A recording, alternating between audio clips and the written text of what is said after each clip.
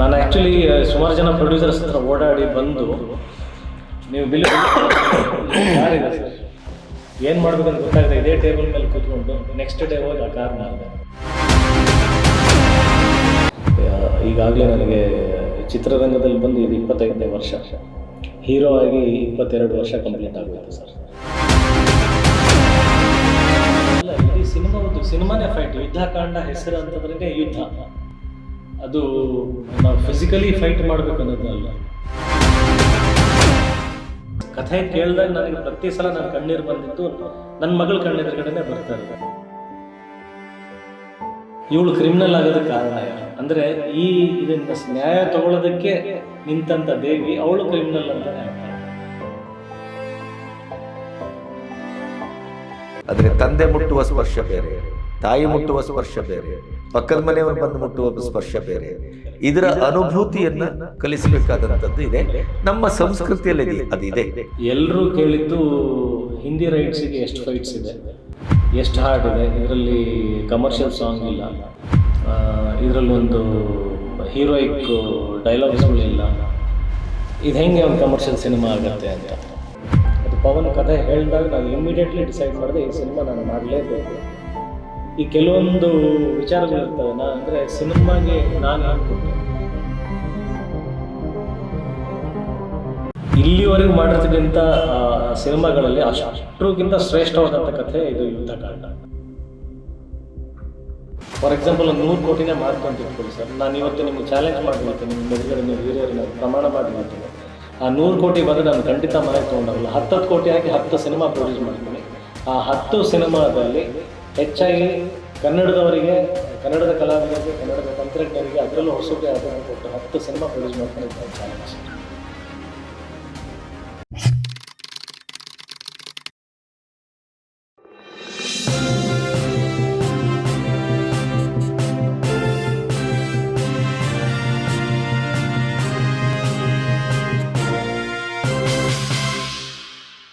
ಈ ಸಿನಿಮಾದ ಸ್ಕ್ರಿಪ್ಟು ತಯಾರಾಗುವಾಗ ಅಥವಾ ಪವನ್ ಭಟ್ ಬಹುಶಃ ಹೊಸ ಹುಡುಗ ಅಂತ ಅಂದ್ಕೊಳ್ತೇನೆ ನಾನು. ಆದರೆ ನಿಮ್ಮ ಸಿನಿಮಾ ನೋಡಿದಾಗ ಅಥವಾ ನಿಮ್ಮ ಸಿನಿಮಾದ ಗ್ಲಿಮ್ಸನ್ನು ನೋಡಿದಾಗ ಬಹಳ ಅದು ಟೈಟಾಗಿದೆ, ಬಹಳ ಸಟಲ್ಡ್ ಆದ ಆ್ಯಕ್ಟಿಂಗು, ಮತ್ತು ಒಂದು ಫೈಟ್ ಇಲ್ಲದೆ ಇದ್ದ ಸಿನಿಮಾ ಆದರೂ ಕೂಡ ಪ್ರತಿ ಕ್ಷಣವೂ ಒಂದು 100 ಫೈಟ್ ಮಾಡಿ ನೀವು ತೋರಿಸಬಹುದಾದಂಥ ಕ್ಷಣಗಳನ್ನು ಒಂದು ನೋಟ ಹೇಳುತ್ತೆ, ಒಂದು ಮಾತು ಹೇಳ್ತದೆ. ಆ ಮಾತಿನ ಆಳದ ಬೆಂಕಿ ಅದು ಅಷ್ಟು ದಗದಗಿಸ್ತದೆ. ಇದು ಹೇಗೆ ಆ ಸಿನಿಮಾದ ಉದ್ದಕ್ಕೋದು ಹಾಗೆ ಇದೆಯೋ ಅಥವಾ ತುಂಡು ತುಂಡಾಗಿ ನೋಡಿದಾಗ ಹಾಗೆ ಅನ್ನಿಸ್ತದೋ, ಹೇಗೆ ಅದು? ಅಲ್ಲ, ಇಡೀ ಸಿನಿಮಾನೇ ಫೈಟ್, ಯುದ್ಧಕಾಂಡ ಹೆಸರು ಅಂತಂದ್ರೆ ಯುದ್ಧ. ಅದು ನಾವು ಫಿಸಿಕಲಿ ಫೈಟ್ ಮಾಡಬೇಕು ಅನ್ನೋದು ಅಲ್ಲ, ನಾವು ನಮ್ಮ ಮನಸ್ಸಿಂದನೂ ಫೈಟ್ ಮಾಡ್ತೀವಿ, ನಮ್ಮ ವಿಚಾರಗಳಿಂದ ನಾವು ಯುದ್ಧ ಮಾಡ್ತೀವಿ. Pen is mightier than a sword. ಒಂದು ಕಲಮ ಅನ್ನೋದು ಒಂದು ಕತ್ತಿಗಿಂತನೂ ಹರಿತ. ಹೌದು. ಸೊ ಹಾಗಾಗಿ ನಮ್ಮ ವಿಚಾರಗಳಲ್ಲಿ, ನಮ್ಮ ಮಾತುಗಳಲ್ಲಿ, ನಮ್ಮ ಬರವಣಿಗೆನಲ್ಲಿ, ನಮ್ಮ ಅಭಿನಯದಲ್ಲಿ ಇದೆಲ್ಲನೂ ಹೋರಾಟನೇ ಸಿನಿಮಾ. ಈಗ ನಾನು ಅಭಿನಯ ಮಾಡಿದ್ದೀನಿ ಅಷ್ಟು ಚೆನ್ನಾಗಿ, ಅದರಲ್ಲಿ ಅಂದರೆ ನೀವು ಕೆಲವೊಂದು ತುಣುಕುಗಳು ನೋಡಿದಾಗ, ಟೀಸರ್ ನೋಡಿದಾಗ ಅಷ್ಟು ಕಿಚ್ಚು ಅದರಲ್ಲಿ ಎದ್ದು ಕಾಣ್ತಾ ಇದೆ. ಅಂದರೆ ಓನ್ಲಿ ರೀಸನ್ ನನ್ನ ಮಗಳಿದ್ದಾಳೆ ಅಂತ. ಇದು ಒನ್ಸ್ ಅಗೇನ್ ಅದು ಹೆಂಗೆ ಅಂದರೆ ಹೇಳ್ಕೊಳ್ತಾ ಇರೋದು ಬೇರೆಯವ್ರಿಗೆ ಹೆಂಗೆ ಕಾಣಿಸುತ್ತೆ ಗೊತ್ತಿಲ್ಲ, ಬಟ್ ಅದು ಕಥೆ ಕೇಳಿದಾಗ ನನಗೆ ಪ್ರತಿ ಸಲ ನನ್ನ ಕಣ್ಣೀರು ಬಂದಿದ್ದು ನನ್ನ ಮಗಳ ಕಣ್ಣೆದುರುಗಡೆನೇ ಬರ್ತಾ ಇರೋದು. ಬಹುಶಃ ನಾನು ತಂದೆ ಆಗದೇ ಇದ್ದಿದ್ರೆ ಅರ್ಥ ಮಾಡ್ಕೊಳ್ಳೋ ರೀತಿಯಲ್ಲಿ ಒಂದು ಸ್ವಲ್ಪ ವ್ಯತ್ಯಾಸ ಇರ್ಬೋದಿತ್ತೇನೋ ಗೊತ್ತಿಲ್ಲ, ಬಟ್ ನಾನು ತಂದೆ ಆಗಿರೋದ್ರಿಂದ ನನ್ನ ಪ್ರತಿನಿತ್ಯ ನನ್ನ ಕಣ್ಣೆದುರುಗಡೆ ನನ್ನ ಮಗಳು ಖುಷಿಯಾಗಿ ನಗ್ನಗ್ತಾ ಓಡಾಡ್ತಾ ಇರತಕ್ಕಂಥ ಒಂದು ಗೊಂಬೆ ಥರ ಇರೋ ಮಗು, ಅವಳನ್ನ ನೋಡಿದಾಗ ಈ ಕಥೆ ರಿಲೇಟ್ ಮಾಡಿದಾಗ ಪ್ರತಿಯೊಂದು, ಅಂದರೆ ಈ ಮಗುನೇ ಅಲ್ಲ, ಯಾವುದೇ ಒಂದು ಹೆಣ್ಮಗು ಹಿಂಗೆ ಆಗ್ಬಿಟ್ರೆ ಹೆಂಗಪ್ಪ ಅನ್ನೋದು ಒಂದು ಪ್ರಶ್ನೆ ಕಾಡುತ್ತೆ. ಸೊ ಅದಕ್ಕೆ ಇಡೀ ಸಿನಿಮಾನೇ ಯುದ್ಧ. ಇದಕ್ಕೆ ನಾನು ಫಿಸಿಕಲ್ ಫೈಟ್ ಅನ್ನೋದು ಬೇಕಾಗಿಲ್ಲ ಈ ಸಿನಿಮಾದಲ್ಲಿ. ನಮ್ಮ ಅಕ್ಕನ ಮಕ್ಕಳು ನಾನೇ ಆಡಿಸಿ ಬೆಳೆಸಿರೋದು, ನಮ್ಮ ಅಣ್ಣನ 3 ಜನ ಮಕ್ಕಳು ನಾನೇ ಆಡಿಸಿ ಬೆಳೆಸಿರೋದು. ಅದಕ್ಕೂ ನಂದೇ ಸ್ವಂತ ಮಗಳಿಗೆ ಒಂದು ಸಣ್ಣ ಒಂದು ಚಿಕ್ಕದೊಂದು ಒಂದು ಸ್ಮಾಲ್ ಪರ್ಸೆಂಟೇಜ್ ವ್ಯತ್ಯಾಸ ಅನ್ನೋದು ಇದ್ದೇ ಇದೆ ಸರ್, ಕರುಳಿನ ಸಂಬಂಧ ಇದ್ದೇ ಇದೆ. ಸೊ 100% ಒಂದು ಸಣ್ಣ ವ್ಯತ್ಯಾಸ ಅನ್ನೋದು ಡೆಫಿನೆಟ್ಲಿ ಆಗ್ತಾ ಇತ್ತು, ಅದು ಮಾತ್ರ ನಿಜ. ಈ ಕಾನೂನಾತ್ಮಕವಾಗಿ ನಮ್ಮಲ್ಲಿ ಬಹುತೇಕವಾಗಿ ರೇಪ್ ಆದಂಥ ಕೇಸಲ್ಲಿ 76% ರೇಪಿಸ್ಟ್ಗಳು ಹೊರಗಡೆ ಹೋಗ್ತಾ ಇದ್ದಾರೆ ಸರ್. ಇವಾಗ ನಾನು ಅದನ್ನೇ ಹೇಳಿದ್ದು, ನಾವು ಆಕ್ಸಿಡೆಂಟ್ ಆಗಬಾರ್ದು ಅಂತ ಹೆಲ್ಮೆಟ್ ಹಾಕ್ಕೊಳ್ತೀವಿ, ಆಕ್ಸಿಡೆಂಟ್ ಆಗಬಾರ್ದು ಅಂತ ಸೀಟ್ ಬೆಲ್ಟ್ ಹಾಕ್ಕೊಳ್ತೀವಿ, ಫಾಗ್ ಲ್ಯಾಂಪ್ಸ್ ಉಪಯೋಗಿಸ್ತೀವಿ, ಅಥವಾ ಈಗ ಸೆಕ್ಸ್ ವಿಚಾರ ಅಂತ ಬಂದ ಕಾಂಡಮ್ಸ್ ಬಗ್ಗೆ ಒಂದು ಅವೇರ್ನೆಸ್ ಇದೆ, ಎಲ್ಲ ಕಡೆ ಅವೇರ್ನೆಸ್ ಇದೆ. ಈ ಇದಕ್ಕೂ ಸಾಕಷ್ಟು ವಿಚಾರಗಳಿವೆ ಸರ್. ನಾವು ಸರ್ಕಾರದಲ್ಲಿ ಎಷ್ಟೊಂದು ಅಂಶಗಳು ವೇಸ್ಟ್ ಆಗ್ತವೆ. ಏನೇನೋ ಬೇರೆ ಈ ಗೌರ್ಮೆಂಟ್ ಕಾಂಟ್ರಾಕ್ಟ್ಸ್ಗಳು ಇರ್ತಾವಲ್ಲ ಸರ್, ರಸ್ತೆ ಮಾಡೋದಾಗಲಿ, ಕುಡಿಯೋ ನೀರಾಗಲಿ, ಇನ್ನೊಂದಾಗಲಿ, ಹೆಣ್ಮಕ್ಳ ರಕ್ಷಣೆಗೆ ನೀವು ಅದು ಕೂಡ ಸಾಕಷ್ಟು ವ್ಯವಸ್ಥೆಗಳು ಮಾಡ್ಬೋದು. ಅದಕ್ಕೆ ಆ್ಯಪ್ಸ್ಗಳು ಸರಿಯಾಗಿ ಡೆವಲಪ್ ಮಾಡ್ಬೋದು. AI ಈಗ ಕಾನೂನು ವ್ಯವಸ್ಥೆನಲ್ಲಿ ಅಷ್ಟು ಕೇಸ್ಗಳು ಏನು ಪೆಂಡಿಂಗ್ ಇದಾವಲ್ಲ ಸರ್, ಎಷ್ಟೋ ಕೋಟಿಗಟ್ಟಲೆ ಲಕ್ಷಾಂತರ ಕೇಸ್ಗಳು ಪೆಂಡಿಂಗ್ ಇದ್ದಾವೆ. ಅದನ್ನು ರೀಡ್ ಮಾಡೋದಕ್ಕೆ ಅಲ್ಲೂ AI ಡೆವಲಪ್ ಮಾಡ್ಬೋದು ನೀವು. ಈಗ ನಾವು ಎಂಟರ್ಟೈನ್ಮೆಂಟ್ ಫ್ಯಾಕ್ಟರ್ಸಿಗೆ ಅಲ್ಲಿ ಸುಮಾರು ಬೇಡದಿರೋ ಎಷ್ಟೋ ಕಡೆ AI ಡೆವಲಪ್ ಆಗ್ತದೆ. ಈ ವಿಚಾರಕ್ಕೂ AI ಡೆವಲಪ್ ಆಗಬೇಕು. ಇನ್ನೊಂದಷ್ಟು CCTV ಕ್ಯಾಮ್ರಾಸ್ಗಳಾಗಿರ್ಬೋದು. ಆಮೇಲೆ ಅಧಿಕಾರಿಗಳಲ್ಲಿ ಜನಸಂಖ್ಯೆ, ಅವರಿಗೆ ಸರಿಯಾದ ಸವಲತ್ತುಗಳು ಸಿಕ್ಕಿ ಅವ್ರಿಗೆ ಸರಿಯಾದ ಟ್ರೈನಿಂಗ್ಗಳು ಆಗಬೇಕು. ಈ ವಿಚಾರದಲ್ಲಿ ಈ ವಿಚಾರ ಟ್ರೈನ್ಡ್ ಆಗಿರ್ತಕ್ಕಂಥವ್ರು, ಈ ಆ್ಯಪ್ಸ್ ಬಗ್ಗೆ, ಸಾಫ್ಟ್ವೇರ್ ಬಗ್ಗೆ ನಾಲೆಜ್ ಇಟ್ಕೊಂಡು ಬಂದಂಥ ಅಧಿಕಾರಿಗಳು, ಪೊಲೀಸ್ ಸಿಬ್ಬಂದಿನಲ್ಲಿ ಜನಸಂಖ್ಯೆ ಅದರಲ್ಲಿ ಹೆಚ್ಚಾಗಬೇಕು. ಯಾಕಂದರೆ ಏನಾಗ್ತದೆ, ಎಷ್ಟು ನಂಬರ್ ಆಫ್ ಕೇಸಸ್ ಇದೆ, ಕೋರ್ಟಲ್ಲಿ ಇರ್ತಕ್ಕಂಥ ಸಿಬ್ಬಂದಿಗಳು, ಪೊಲೀಸ್ ಸಿಬ್ಬಂದಿಗಳು ರೇಷಿಯೋ ಲೆಕ್ಕ ಹಾಕಿದರೆ ತುಂಬ ಮಿನಿಮಲ್ ಇದೆ. ಏನಾದರೂ ಒಂದು ದೊಡ್ಡ ಅಚಾತುರ್ಯತೆ ದೇಶದಲ್ಲಿ ನಡೆದುಬಿಟ್ರೆ ನಮ್ಗೆ ಆ ರೇಷಿಯೋ ಹ್ಯಾಂಡಲ್ ಮಾಡೋಂಥ ರೇಷಿಯೋ ತುಂಬ ಕಡಿಮೆ ಇದೆ.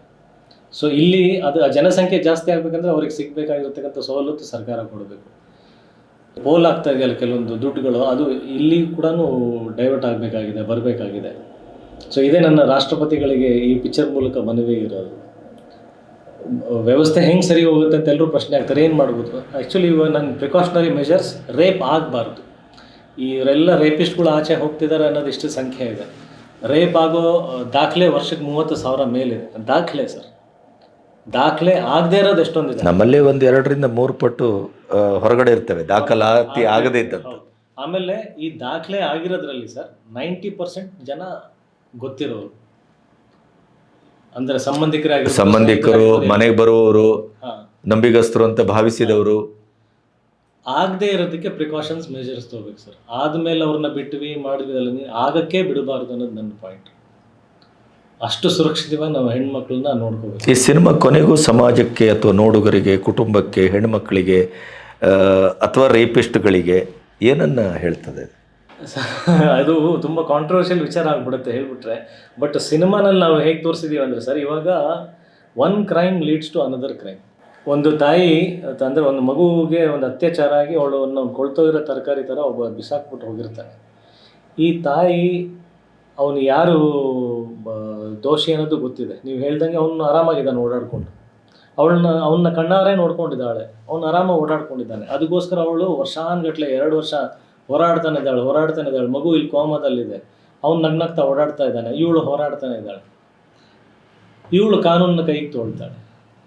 ಇವಾಗ ಇವಳು ಅಪರಾಧಿ ಆಗಿದ್ದಾಳೆ, ಇವಳು ಬಂದಿಯಾಗಿದ್ದಾಳೆ. ಇವಳು ಕ್ರಿಮಿನಲ್ ಆಗೋದಕ್ಕೆ ಕಾರಣ ಯಾರು ಅಂದರೆ, ಇದನ್ನು ನ್ಯಾಯ ತಗೊಳ್ಳೋದಕ್ಕೆ ನಿಂತಂಥ ದೇವಿ ಅವಳು ಕ್ರಿಮಿನಲ್ ಅಂತಲೇ ಆಗ್ತಾಳೆ. ಸೊ ಒಂದು ಕ್ರೈಮಿಗೆ ಜಸ್ಟಿಸ್ ಸಿಗದೆ ಇರೋದಕ್ಕೆ ಇನ್ನೊಂದು ಕ್ರೈಮ್ ಆಗುತ್ತೆ. ಸೊ ಇದು ಕ್ರಿಮಿನಲ್ಲ, ಜಸ್ಟಿಸ್ ಸಿಗದೆ ಇರೋದೇ ಕ್ರೈಮಾ? ಇದು ನನ್ನ ಪ್ರಶ್ನೆ ಯುದ್ಧಕಾಂಡದಲ್ಲಿ. ಒಂದು ಸಿನಿಮಾ ಇಲ್ಲಿ ಒಂದು ನ್ಯಾಯಾಲಯ, ವಕೀಲಿಕೆ, ಅಲ್ಲೊಂದು ಕ್ಲಿಷ್ಟವಾದ ಸಮಸ್ಯೆ, ಆ ಮೂಲಕ ಆಕೃತಿಗೊಂಡ ಸಿನಿಮಾ ಕೆಲವು ಕಡೆ ಕನ್ನಡದಲ್ಲೂ ಅಲ್ಲಿ ಕಾಣಿಸ್ಕೊಂಡಿದೆ. ಆದರೆ ಇತ್ತೀಚೆಗೆ ಬೇರೆ ಬೇರೆ ಭಾಷೆಗಳಲ್ಲಿ ಬಂದ ಸಿನಿಮಾವನ್ನು ನಾವು ನೋಡಿದಾಗ ಅದು ಸಮಾಜದ ಬಹಳ ಜೆನ್ಯುವಿನ್ ಆದಂಥ ಒಂದು ಪ್ರಕರಣವನ್ನು ಇಟ್ಟುಕೊಂಡು ಆ ಪ್ರಕರಣಕ್ಕೆ ನ್ಯಾಯ ಸಿಗಬೇಕಾದಂಥ ಸ್ಥಿತಿಯಲ್ಲಿ ನಮ್ಮ ನ್ಯಾಯಾಂಗದ ದೋಷಗಳೇನು, ಸಮಾಜದ ದೋಷ ಏನು, ಸಂಸ್ಕಾರದ ದೋಷ ಏನು, ಸಹವಾಸದ ದೋಷ ಏನು. ನಾವು ಮಕ್ಕಳಿಗೆ ಸ್ಪರ್ಶ ಜ್ಞಾನವನ್ನು ಕೂಡ ಕಲಿಸಬೇಕಾಗತ್ತೆ. ಅಂದರೆ ತಂದೆ ಮುಟ್ಟುವ ಸ್ಪರ್ಶ ಬೇರೆ, ತಾಯಿ ಮುಟ್ಟುವ ಸ್ಪರ್ಶ ಬೇರೆ, ಪಕ್ಕದ ಮನೆಯವರು ಬಂದು ಮುಟ್ಟುವ ಸ್ಪರ್ಶ ಬೇರೆ. ಇದರ ಅನುಭೂತಿಯನ್ನು ಕಲಿಸಬೇಕಾದಂಥದ್ದು ಇದೆ. ನಮ್ಮ ಸಂಸ್ಕೃತಿಯಲ್ಲಿ ಅದು ಇದೆ. ನೀವು ಭಗವದ್ಗೀತೆ ಓದಿದ್ರೆ ಗೊತ್ತಾಗುತ್ತೆ, ನಮ್ಮ ಸನಾತನ ಧರ್ಮದ ಒಳಗಡೆ ಅಂಥ ವಿದ್ಯೆಗಳು, ಶಿಕ್ಷಣಗಳು ಇದೆ. ಈ ಹಿನ್ನೆಲೆಯಲ್ಲಿ ನೋಡಿದಾಗ ನಿಮ್ಮ ಸಿನಿಮಾ ಈಗಾಗಲೇ BC ಪಾಟೀಲ್ರಂಥವರು ಅಥವಾ ಬೇರೆ ಬೇರೆ ಹಿರಿಯರು ಸಿನಿಮಾ ನೋಡಿದವರು ಹತ್ತಿದ್ದಾರೆ, ಮರಗಿದ್ದಾರೆ. ಈ ಸಿನಿಮಾ ಪ್ಯಾನ್ ಇಂಡಿಯಾ ಸಿನಿಮಾ ಆಗಬೇಕು ಅಂತ ಅವರೇ ಸ್ವಯಂ ಸ್ಫೂರ್ತಿಯಿಂದ ಹೇಳಿದ್ದಾರೆ. ಅಷ್ಟರ ಮಟ್ಟಿಗೆ ಅದು ಹೃದಯಕ್ಕೆ ತಟ್ಟಿದೆ, ಮುಟ್ಟಿದೆ ಅಂತ ನಾನು ಭಾವಿಸ್ತೇನೆ. ಅಷ್ಟು ಉಜ್ವಲವಾಗಿ ಈ ಸಿನಿಮಾವನ್ನು ತಂದಿದ್ದೀರಿ ಅಂತಾದರೆ ಆ ಸಬ್ಜೆಕ್ಟನ್ನು ಹ್ಯಾಂಡಲ್ ಮಾಡಿದ ಪವನ್ ಅಥವಾ ನೀವು ಅದ್ರ ಬಗ್ಗೆ ಏನು ಹೇಳ್ತೀರಿ? ಸರ್ ಈ ಸಿನಿಮಾ ಆ್ಯಕ್ಚುಲಿ ಭಾಳ ಅಂದರೆ ಭಾಳ ಕಷ್ಟಪಟ್ಟು ಮಾಡಿರ್ತಕ್ಕಂಥದ್ದು. ಅಂದರೆ ಈ ಕಥೆ ಯುದ್ಧಕಾಂಡ ಅಂದರೆ ಈ ಸಿನಿಮಾ ಮಾಡೋದಕ್ಕೆ ಒಂದು ದೊಡ್ಡ ಘೋರ ಯುದ್ಧ ಇದೆ. ಆ, ಯುದ್ಧದಲ್ಲಿ ತುಂಬ ಬೇಸರ ಜಾಸ್ತಿ ಇದೆ. ಏನಪ್ಪ ಅಂತಂದರೆ ಸಿನಿಮಾ ಪ್ರೊಡ್ಯೂಸ್ ಮಾಡೋದಕ್ಕೆ ಯಾರೂ ಮುಂದೆ ಬರಲಿಲ್ಲ. ಎಲ್ಲರೂ ಕೇಳಿದ್ದು ಹಿಂದಿ ರೈಟ್ಸಿಗೆ ಎಷ್ಟು ಫೈಟ್ಸ್ ಇದೆ, ಎಷ್ಟು ಹಾಡಿದೆ, ಇದರಲ್ಲಿ ಕಮರ್ಷಿಯಲ್ ಸಾಂಗ್ ಇಲ್ಲ, ಇದರಲ್ಲೊಂದು ಹೀರೋಯಿಕ್ ಡೈಲಾಗ್ಸ್ಗಳಿಲ್ಲ, ಇದು ಹೆಂಗೆ ಒಂದು ಕಮರ್ಷಿಯಲ್ ಸಿನಿಮಾ ಆಗುತ್ತೆ ಅಂತ. ಸೊ ಕೇಳ್ತಾ ಅಂದರೆ ನಾವು ಸ್ಟಾರ್ಟ್ ಮಾಡಿದ್ವಿ, ನಾನು ಪ್ರಾರಂಭ ಮಾಡ್ತೀನಿ ಅಂದರೆ ಈಗ ನನಗೆ ಇಷ್ಟು ವರ್ಷದ ಒಂದು ಅನುಭವ ಇದೆ. ಅದು ಸಿನಿಮಾ ಹೇಗೆ ತಯಾರಿ ಆಗುತ್ತೆ, ಒಂದು ಸ್ಟಾರ್ಟಿಂದ ಹಿಡಿದು ಎಂಡ್ವರೆಗೂ ಅದರ ಕಂಪ್ಲೀಟ್ ಪ್ರೊಸೆಸ್ಸನ್ನು ನಾನು ತಿಳ್ಕೊಂಡಿದ್ದೀನಿ, ಪ್ರತಿಯೊಂದು ಸಾಕ್ಷಿಯಾಗಿ ನೋಡಿದ್ದೀನಿ. ಈಗಾಗಲೇ ನನಗೆ ಚಿತ್ರರಂಗದಲ್ಲಿ ಬಂದು ಇದು 25ನೇ ವರ್ಷ, ಹೀರೋ ಆಗಿ 22 ವರ್ಷ ಕಂಪ್ಲೀಟ್ ಆಗೋಯ್ತು ಸರ್. ಪ್ರಥಮ ಸಿನಿಮಾದಲ್ಲೇ ನೀವು ಭರ್ಜರಿ ಸಕ್ಸಸ್ ಕೊಟ್ಟವರು. ಹಾಂ ಸರ್. ಮಧ್ಯದಲ್ಲಿ ಆ ಬ್ಲಾಕ್ ಅಲ್ಲ, ನಾನು ಕೊಟ್ಟಿದ್ದೀನಿ ಅಂತ ತಪ್ಪಾಗುತ್ತೆ, ನಂಗೆ ಸಿಕ್ಕಿದೆ. ನಾನು ಕೊಟ್ಟಿದ್ದೆ. ಆಯಿತು. ಸೊ ಅಷ್ಟು ಆಯಾಮಗಳಲ್ಲಿ ಹೆಂಗೆ ಸಿನಿಮಾ ತಯಾರಾಗುತ್ತೆ ಅನ್ನೋದು ಗೊತ್ತಿತ್ತು ನನಗೆ. ಒಂದು ಬೇಕಾಗಿದ್ದು ಒಂದು ಸ್ಟ್ರಾಂಗ್ ಸಬ್ಜೆಕ್ಟ್. ಅದು ಪವನ್ ಕಥೆ ಹೇಳಿದಾಗ ನಾನು ಇಮ್ಮಿಡಿಯೇಟ್ಲಿ ಡಿಸೈಡ್ ಮಾಡಿದೆ, ಈ ಸಿನಿಮಾ ನಾನು ಮಾಡಲೇಬೇಕು. ಈ ಕೆಲವೊಂದು ವಿಚಾರಗಳಿರ್ತವೆ. ಅಂದರೆ ಸಿನಿಮಾಗೆ ನಾನೇನು ಕೊಟ್ಟೆ, ಈ ಸಿನಿಮಾ ಇಂಡಸ್ಟ್ರಿಗೆ ನಾನೇನು ಕೊಟ್ಟೆ ಅಂತ ಒಂದು ಪ್ರಶ್ನೆ ಹಾಕ್ಕೊಂಡಾಗ ಬಹಳ ಕಡಿಮೆ ವಿಚಾರಗಳು ನನ್ನಿಂದ ಬಂದಿರತಕ್ಕಂಥದ್ದು. ಅದರಲ್ಲಿ ಒಂದು ಕೃಷ್ಣ ಲೀಲಾ ಅನ್ನೋ ಒಂದು ಸಿನಿಮಾ ನನ್ನ ಮೊದಲನೇ ನಿರ್ಮಾಣದ ಸಂಸ್ಥೆ ಆಗಿರ್ಬೋದು. ಆಮೇಲೆ ಅಲ್ಲಿ ನಾನು ಕೆಲವೊಂದು ಆಯ್ಕೆ ಮಾಡ್ಕೊಂಡಿರ್ತಕ್ಕಂಥ ಸಿನಿಮಾ ಅದು ಸಮಾಜದಲ್ಲಿ ಪರಿಣಾಮ ಬೀರಿದೆ, ಕೆಲವೊಂದು ಯುವಕರಲ್ಲೂ ಪರಿಣಾಮ ಬೀರಿರ್ತಕ್ಕಂಥದ್ದಿದೆ. ಅದು ನನಗಿರೋ ಖುಷಿ. ನಾನು ಎಷ್ಟು ಸಂಪಾದನೆ ಮಾಡಿದ್ದೀನಿ, ದುಡ್ಡು ಸಂಪಾದನೆನ ಅದನ್ನ ಎಲ್ಲ ಭಾಳ ಕಡಿಮೆ ಮಾಡಿದ್ದೀನಿ. ಬಟ್ ಈ ಥರದ್ದು ಒಂದು ಆತ್ಮಸಾಕ್ಷಿ, ಒಂದು ತೃಪ್ತಿಯನ್ನು ಸಿಗುತ್ತೆ. ಹೌದಪ್ಪ, ಈ ಥರದ್ದು ಒಂದು ಪಾತ್ರ ಮಾಡಿದೆ, ಈ ಥರದ್ದು ಒಂದು ಸಿನಿಮಾ ಮಾಡಿದೆ ಅಂತ. ಇಲ್ಲಿವರೆಗೂ ಮಾಡಿರ್ತಕ್ಕಂಥ ಸಿನಿಮಾಗಳಲ್ಲಿ ಅಷ್ಟಕ್ಕಿಂತ ಶ್ರೇಷ್ಠವಾದಂಥ ಕಥೆ ಇದು ಯುದ್ಧಕಾಂಡ. ಇದು ಎಷ್ಟನೇ ನಿರ್ಮಾಣ ಸಿನಿಮಾ ನಿಮ್ಮದು? ಇದು 2ನೇದು. ಇದು ಮಾಡಲೇಬೇಕಂತ ಡಿಸೈಡ್ ಆದೆ. ಬಟ್ ನನಗೆ ಒಂದು ಕಲ್ಪನೆ ಅದು ಓಡ್ತಾ ಇರುತ್ತೆ. ಕಥೆ ಹೇಳಬೇಕಾದ್ರೆ ನಾವೇನು ಮಾಡ್ತೀವಿ, ಒಂದು ಇಮ್ಯಾಜಿನೇಷನ್ಗೆ ಹೋಗ್ಬಿಡ್ತೀವಿ. ಅಂದರೆ ಸಿನಿಮಾ ತೆರೆ ಮೇಲೆ ಹೇಗೆ ಬರ್ತಾ ಇದೆ ಅನ್ನೋ ಆ ಕಲ್ಪನೆಯಲ್ಲೇ ನಾವು ಕಥೆ ಕೇಳೋದು. ಸೊ ನಾ ಇಲ್ಲಿವರೆಗೂ ಮಾಡಿರ್ತಕ್ಕಂಥ ಬಜೆಟ್ಗಿಂತ ಒಂಚೂರು ಮೀರಿ ಇದು ಡಿಮಾಂಡ್ ಮಾಡ್ತಾ ಇದೆ ಅಂತ ಗೊತ್ತಾಯಿತು. ಆಮೇಲೆ ಪ್ರಾಕ್ಟಿಕಲಿ ನನ್ನ ಹತ್ರ ಆ ಸಾಮರ್ಥ್ಯ ಅನ್ನೋದು ಇರಲಿಲ್ಲ ಅವತ್ತಿನ ದಿನ. ನಾನು ಆ್ಯಕ್ಚುಲಿ ಸುಮಾರು ಜನ ಪ್ರೊಡ್ಯೂಸರ್ಸ್ ಹತ್ರ ಓಡಾಡಿ ಬಂದು, ನೀವು ಬಿಲ್ ಕಾರ್ ಇದೆ ಸರ್, ಏನು ಮಾಡ್ಬೇಕಂತ ಗೊತ್ತಾಗುತ್ತೆ, ಇದೇ ಟೇಬಲ್ ಮೇಲೆ ಕೂತ್ಕೊಂಡು ನೆಕ್ಸ್ಟ್ ಡೇ ಹೋಗಿ ಆ ಕಾರ್ ಮಾರಿದೆ. ಕಾರ್ ಮಾರಿ ಕಥೆ ಮಾಡೋದಕ್ಕೆ ಅದಕ್ಕೆ ಏನೇನು ಸವಲತ್ತುಗಳು ಬೇಕಾಗಿತ್ತು ಅದನ್ನು ಪ್ರಾರಂಭ ಮಾಡಿದೆ. ಹೀಗೆ ಒಂದೊಂದೇ ಸ್ಯಾಕ್ರಿಫೈಸ್ ಮಾಡ್ತಾ ದೇವರು ಹೆಂಗೆ ಶಕ್ತಿ ಕೊಟ್ಟ, ಹೆಂಗೆ ಬಂದೆ ನನಗೆ ನಿಜವಾಗ್ಲೂ ಗೊತ್ತಿಲ್ಲ. ಯಾರೂ ಮುಂದೆ ಬರಲಿಲ್ಲ. ನಾನು ಟಿಲ್ ಫಸ್ಟ್ ಕಾಪಿ ತೆಗೆಯೋವರೆಗೂ ಪ್ರತಿಯೊಬ್ಬರ ಬಾಗಿಲಿಗೆ ಹೋಗಿ ಕೇಳಿದೆ, ಇದು ಈ ಥರದೊಂದು ಸಿನಿಮಾ ಇದೆ, ಇದು ತುಂಬ ಒಂದು ಒಳ್ಳೆ ಮೆಸೇಜ್ ಕೊಡುತ್ತೆ, ದೊಡ್ಡ ಮಟ್ಟಕ್ಕೆ ತೊಗೊಂಡು ಹೋಗಬೇಕು, ಬನ್ನಿ ಕೈ ಜೋಡಿಸಿ ಅಂತ ಪ್ರತಿಯೊಬ್ಬರು ಪ್ರಶ್ನೆ ಹಾಕೋರು, ಏನೇನೋ ವಿಚಾರಗಳು ಕೇಳೋದು. ಫೈನಲ್ ಯಾರೂ ಬರಲಿಲ್ಲ. ಅದು ದೇವ್ರ ದಯದಿಂದ ನನ್ನಿಂದನೇ ಆಗಬೇಕಂತಿತ್ತು. ಅದು ಇಲ್ಲಿವರೆಗೂ ಕಂಪ್ಲೀಟ್ ಆಗಿ ಅದು ತೊಗೊಂಡು ಬಂದಿದ್ದೀನಿ ಸರ್. ನಾವು ಯಾವಾಗಲೂ ಇಷ್ಟು ಕೋಟಿ ಗಳಿಕೆ ಮಾಡ್ತಾ ಅಷ್ಟು ಕೋಟಿ ಗಳಿಕೆ ಮಾಡ್ತು ಅಂತ ಹೇಳಿದಾಗ ಪರ್ಸ್ನಲಿ ನಾನು ಈ ಸಿನಿಮಾಗೆ ಅಂದರೆ ಎಷ್ಟು ಜನ ನೋಡಿದ್ರು ಅನ್ನೋದಕ್ಕೆ ನಾನು ದಾಖಲೆ ಮಾಡೋದಕ್ಕೆ ಇಷ್ಟಪಡ್ತೀನಿ. ಅಂದರೆ ಇವಾಗ ಎಷ್ಟು ಹಣ ಬಂದಿದೆ ಅಂದರೆ ಅಷ್ಟು ಜನ ನೋಡಿದ್ದಾರೆ ಅಂತಲೇ ಅರ್ಥ. ನನ್ನ ವಿಚಾರ ಇರೋದು ಸರ್, ಇವಾಗ ಮಲಯಾಳಂ ಅಂತ ಒಂದು ಸಿನಿಮಾದಲ್ಲಿ, ತೆಲುಗು ಅಂತ ಸಿನಿಮಾದಲ್ಲಿ ಒಂದು ಮಿಡ್ ಸ್ಕೇಲ್ ಸಿನಿಮಾ ಬಂದು 100 ಕೋಟಿ ದಾಖಲೆಯನ್ನು ಮಾಡುತ್ತೆ. ನಾನು ಈ ಸಿನಿಮಾ ಮಾಡಿದ್ರೆ ನನ್ನ ಕಡೆಯಿಂದ ಒಂದು 8-9 ಕೋಟಿ ನನ್ನ ಕೈಯಿಂದ ಖರ್ಚಾಗಿರ್ಬೋದು ಸರ್. ಆದರೆ ನನಗೊಂದು ಕೆಟ್ಟ ಹಠ ಏನಿದೆ ಅಂತಂದರೆ ಸರ್, ಈ ಥರದ್ದೊಂದು ಮಿಡ್ ಕ್ಲಾಸ್ ಸಿನಿಮಾ, ಅದು 100 crore ಕ್ಲಬ್ ಅಂತಾರೆ, ಇನ್ನೊಂದೇನೋ ಅಂತಾರೆ ಗೊತ್ತಿಲ್ಲ, ಆ ಥರದ್ದೊಂದು ಕನ್ನಡಿಗರು ಕೈ ಜೋಡಿಸಿ ಇದಕ್ಕೊಂದು ದಾಖಲೆ ಮಾಡಿದ್ರು ಸರ್. ಫಾರ್ ಎಕ್ಸಾಂಪಲ್ ಒಂದು 100 ಕೋಟಿನೇ ಮಾಡ್ತು ಅಂತ ಇಟ್ಕೊಳ್ಳಿ ಸರ್. ನಾನು ಇವತ್ತು ನಿಮಗೆ ಚಾಲೆಂಜ್ ಮಾಡಿ ಹೇಳ್ತೀನಿ, ನಿಮ್ಮ ಎದುರುಗಡೆ ನೀವು ಹಿರಿಯರು, ನಾನು ಪ್ರಮಾಣ ಮಾಡಿ ಹೇಳ್ತೀನಿ, ಆ 100 ಕೋಟಿ ಬಂದರೆ ನಾನು ಖಂಡಿತ ಮನೆಗೆ ತೊಗೊಂಡೋಗಲ್ಲ. 10 ಕೋಟಿ ಹಾಕಿ 10 ಸಿನಿಮಾ ಪ್ರೊಡ್ಯೂಸ್ ಮಾಡ್ತೀನಿ. ಆ 10 ಸಿನಿಮಾದಲ್ಲಿ ಹೆಚ್ಚಾಗಿ ಕನ್ನಡದವರಿಗೆ, ಕನ್ನಡದ ಕಲಾವಿದರಿಗೆ, ಕನ್ನಡದ ತಂತ್ರಜ್ಞರಿಗೆ, ಅದರಲ್ಲೂ ಹೊಸಬ್ರಿಗೆ ಆದ್ಯತೆ ಕೊಟ್ಟು 10 ಸಿನಿಮಾ ಪ್ರೊಡ್ಯೂಸ್ ಮಾಡ್ತೀನಿ. ಇದು ನನ್ನ ಚಾಲೆಂಜ್ ಸರ್. ಆಮೇಲೆ ಆ 10 ಸಿನಿಮಾಗಳು ಏನಾದರೂ ಒಂದು ಪ್ರಭಾವ ಸಮಾಜದಲ್ಲಿ ಬೀರುವಂಥದ್ದು, ಒಂದು ಕಾಂಟ್ರಿಬ್ಯೂಷನ್ ಆಗೋಂಥ ಸಿನಿಮಾನೇ ಆಗಿರುತ್ತೆ ಸರ್.